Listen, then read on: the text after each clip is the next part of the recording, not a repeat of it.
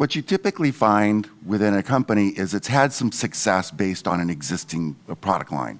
It may have taken that product line 2 or 3 steps, but eventually a given product line will start to see a lot of competition, start to see price erosion, and the company eventually has to move on to something new, different, and exciting. That transition is very difficult for most companies. It's difficult to recognize when that transition needs to take place, and it's difficult for people within the company to actually make those changes. There's often a lot of fear, and frankly, people just get simply used to doing the same job over and over. So to actually try to do something different, to try to move on to a brand new skill set, a brand new way of doing business, maybe a brand new product line, maybe a brand new geography, it's hard. And it's the job of senior management to give the company and its employees the tools to go ahead and make that transition as efficient and simple as possible.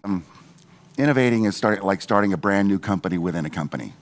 That's hard. A lot of people don't necessarily feel comfortable with the transition. They're used to doing their same job. So to actually take something brand new and start going along, it's difficult. Sometimes it takes a brand new team. Sometimes you end up working with an external factor like another startup. Sometimes you do a merger. All of these are the kinds of things that corporations can do in order to affect change. What you want to be aware of is drastic industry change. There's so many examples of that. Well, let's take a look at Uber, which is probably the most classic example. It absolutely disrupted the entire land transportation industry, and Uber and Lyft and others. There's people in the insurance industry that are seeing brand new technologies come along that are disrupting the insurance industry, and brand new startups that are emerging. Financial technology. Much change is taking place in banking products, in the way that people finance, in the mortgage industry, and so on.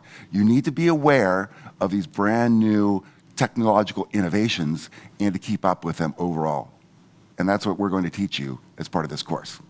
One of the real difficulties in innovating is to come up with a proper budget. You are running a company. That company has a P&L. You are responsible for your shareholders and to try to keep that profit rising as much as possible. In order to innovate, often you have to take 1 step back in order to take 2 steps forward. Developing a proper budget, spending the money overall, and making sure that everybody, all the stakeholders, understand that you are going to make the investment to go ahead and make that transformation work and make it successful.